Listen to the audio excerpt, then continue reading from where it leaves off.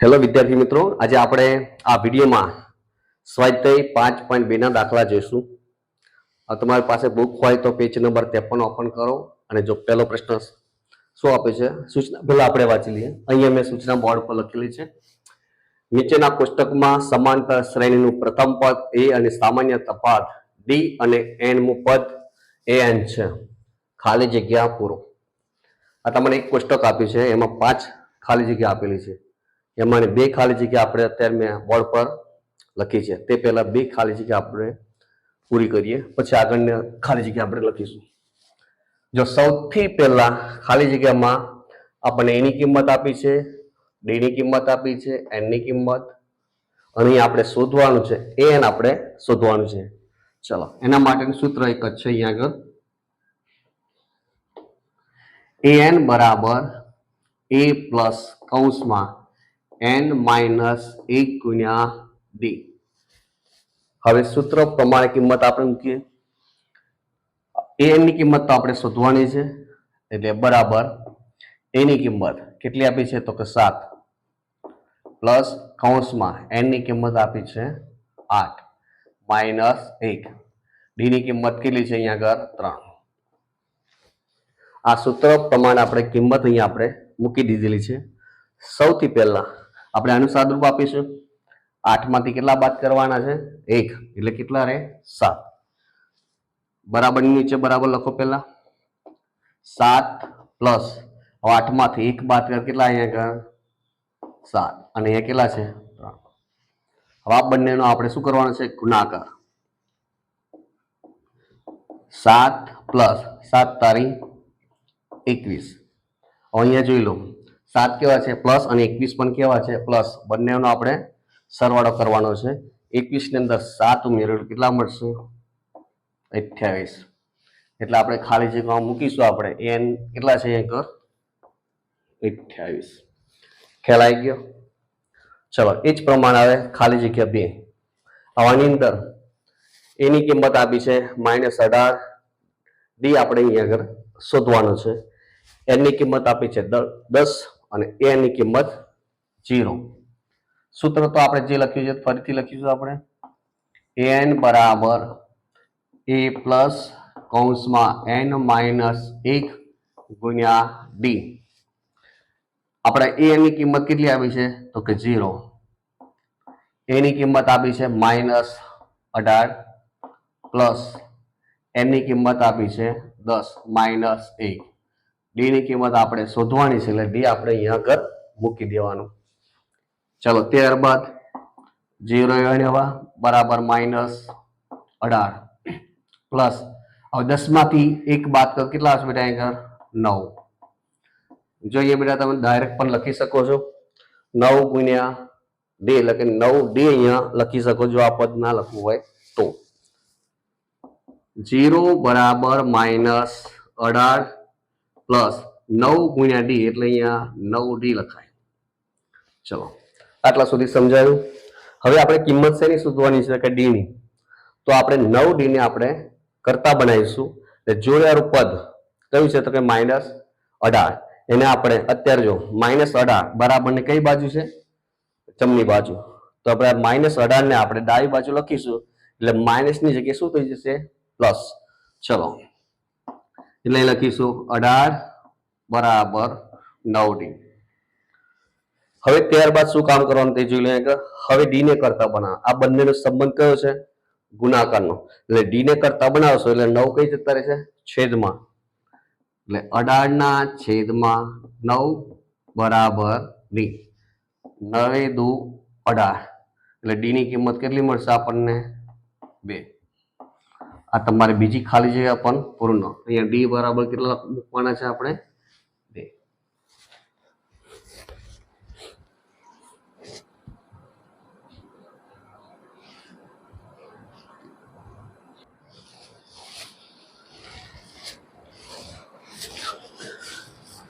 ચલો, હવે આગળની ખાલી જગ્યા નંબર 3.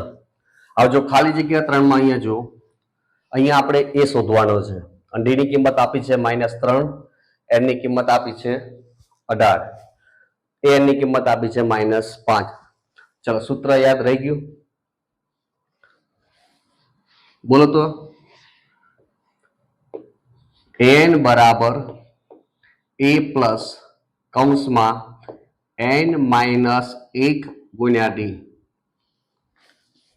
હવે સૂત્ર પ્રમાણે આપણે કિંમત મૂકીએ. ચલો a ની કિંમત કેટલી આપી છે અહીંયા આગળ -5. તો અહીંયા આપણે લખીએ -5. એ આપણે શોધવાનો છે એટલે આપણે એને લખીશું. આપણે n ની કિંમત છે 18. 18 માઇનસ 1 d ની કિંમત કેટલી આપી છે -3. ફરીથી આપણે લખીશું -5 એવા ને એવા બરાબર a. ચલો ત્યારબાદ 18 માંથી કેટલા બાદ કરવાના છે 1. 18 માંથી 1 બાદ કરો તો આવશે કેટલા બેટા આગળ 17. 17 પછી કૌંસની જોડે શું છે -3. ત્યારબાદ ફરીથી આપણે લખીશું -5 બરાબર a. અહીંયા ધ્યાન આપવાનું કે નિશાનીમાં આપણે ભૂલ ના થાય એટલા માટે પ્લસ માઇનસ માઇનસ. અહીં નિશાની શેની આવશે બેટા આગળ માઇનસની, કારણ કે અહીંયા જો 17 કેવા છે પ્લસ છે અને આ 3 કેવા છે માઇનસ, એટલે પ્લસ માઇનસ માઇનસ 17 તારીખ કેટલા થશે 51. ખ્યાલ આવી ગયો. હવે આપણે એની કિંમત શોધવાની છે. હવે જોડેવાળું પદ કયું છે આગળ જો -51. તો આપણે આ 51 ને આપણે ડાબી બાજુ મૂકવાના છે. એટલે માઇનસ હોય તો શું થઈ જશે બેટા આગળ પ્લસ થઈ જશે. એટલે આ બાજુ લખીએ આગળ -5.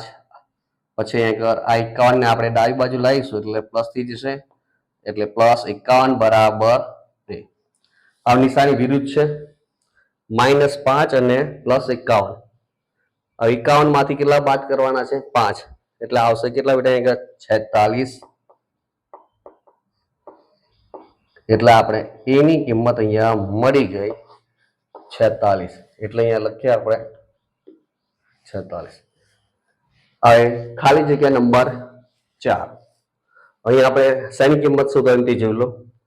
એ તમને આપ્યા છે -18.9. d ની કિંમત આપી છે 2.5. n આપણે અહીંયા શોધવાનો છે અને an તમને આપી છે 3.6. ફરીથી આપણે સૂત્ર લખીએ અહીંયા આગળ an બરાબર a પ્લસ કૌંસમાં n માઇનસ 1 ગુણ્યા d. આ an ની જગ્યાએ લખીશું આપણે 3.6 બરાબર એની જગ્યાએ કેટલા લખવાના અહીંયા આગળ -18.9 પ્લસ n આપણે શોધવાનો છે એટલે કૌંસમાં આપણે n માઇનસ 1 લખીશું. d ની કિંમત છે 2.5. ફરીથી હવે ત્રીજું સ્ટેપ 3.6 બરાબર -18.9. હવે ધ્યાન આપો અહીંયા આગળ કૌંસની બહાર કોણ છે આગળ 2.5 છે. એટલે આ 2.5 આખા કૌંસ સાથે આપણે ગુણશું અહીંયા આગળ. એટલે પહેલો ગુણાકાર આપણે કરીએ આપણે 2.5 ગુણ્યા n કેવા છે પ્લસ છે અને 2.5 પણ કેવા છે પ્લસ. એટલે નિશાની પહેલા અહીંયા આગળ પ્લસ કરી દો. 2.5 ગુણ્યા n એટલે આ પ્રમાણે લખાશે 2.5 n. હવે ત્યારબાદ ભૂલ ના થાય એના માટે પેલા નિશાની ચેક કરી લો. 2.5 પ્લસ છે અને આ કેવા છે માઇનસ. જ્યારે પણ આપણે ગુણાકાર કરતા હોય અને કોઈ બી એક જગ્યાએ માઇનસ હોય તો બેટા અહીંયા પહેલા માઇનસ નિશાની મૂકી દેવાની. 2.5 ગુણ્યા 1 એટલે જવાબ પણ શું આવશે 2.5. હવે ત્યારબાદ આપણે શોધવાનું શું છે બેટા તો કે n. એક વસ્તુ હંમેશા યાદ રાખવાની, જેની પણ કિંમત આપણે શોધવાની હોય એની જગ્યા આપણે બદલવાની નથી. તો આપણે n ની કિંમત શોધવાની છે. જોડેવાળા પદ કયા કયા બેટા તો કે -18.9 અને બીજું પદ કયું -2.5. અત્યારે જમણી સાઈડ છે તો આ બંને પદને આપણે કઈ બાજુ મૂકવાના છે ડાબી સાઈડ. એટલે માઇનસ હોય તો શું થઈ જશે પ્લસ. તો સૌથી પહેલા 3.6 આ માઇનસ એટલે પ્લસ લખીશું. 18.9 ફરીથી અહીંયા આગળ પ્લસ 2.5 બરાબર 2.5 n. આવજો અહીંયા શાંતિથી બેટા 3 નું આપણે શું કરવાનું સરવાળો ભૂલ ના થાય એવું ખાસ યાદ રાખો.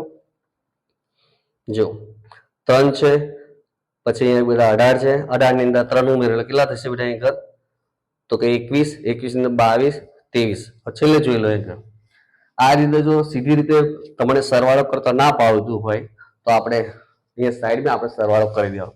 અહીંયા સરવાળો કેટલો થાય છે તો કે 25 થાય. કેટલો થાય છે બેટા અહીંયા 25. જો બાજુમાં સમજણ ના પડે તો આ પ્રમાણે તમારે સાઈડમાં સરવાળો કરી દેવાનો. 3.6 આ પોઈન્ટના નીચે પોઈન્ટ મૂકો એટલે ભૂલો ના પડે સહેજે. એટલે અહીંયા લખીએ 18.9. ત્યારબાદ શું છે 2.5. આ ત્રણેય સંખ્યાનો સરવાળો કરીશું. 6 ની અંદર 9 ઉમેરો 15, 15 ની અંદર 5 ઉમેરશું એટલે 20, 20 ની 0 વધ્યા 2 અહીંયા પોઈન્ટ મૂકી દો. 3 ની અંદર 2 ઉમેરો એટલે 5, આ 5 ની અંદર 8 ઉમેરશો એટલે થશે 13, તેને 14 ને 15, 15 નો 5 વધ્યા 1. હવે અહીંયા 1 ને કેટલા થશે 2. કેટલો જવાબ આવ્યો 25.0. હવે અહીંયા જોયો પોઈન્ટ પછી 0 છે. જ્યારે પણ પોઈન્ટ પછી 0 હોય તો લખવાની કોઈ જરૂર છે નહીં. એટલે અહીંયા આપણે લખીશું 25. 25 બરાબર 2.5 n. હવે આપણે n ની કિંમત શોધવાની છે. n ને કરતા બનાવીશું એટલે 2.5 કઈ જતા રહેશે છેદમાં. એટલે કે 25 ની નીચે આપણે અહીંયા આગળ 2.5 લખીશું. 25 ના છેદમાં 2.5 બરાબર n. હવે જો બેટા અહીંયા જો ભૂલ ના કરતા કે 25 ઉપર એ 25 નીચે 25 એટલે ઉડી જાય. અહીંયા ઉપર 25 પણ નીચે 25 છે નહીં. નીચે શું છે બેટા 2.5 છે. પોઈન્ટ દૂર કરવા માટે આ પોઈન્ટ પછી એક સંખ્યા છે કે નહીં તો આપણે ઉપર કેટલા લખવા પડે 10 લખવા પડે. તો અહીંયા લખીએ 25 ગુણ્યા 10 છેદમાં હવે 25 થઈ જશે. કેટલા લખવાના આવે કારણ કે આપણે પોઈન્ટ દૂર કરેલી બરાબર છે. અહીંયા પોઈન્ટ હતો, પોઈન્ટ દૂર કરે એટલે કેટલા લખ્યા ઉપર 10. હવે 25 ને તમે ઉડાડી શકો છો. 25 ગયા, રહ્યું શું આપણી પાસે 10. તો એની કિંમત કેટલી મળે એટલે n બરાબર અહીંયા આપણે લખીએ 10.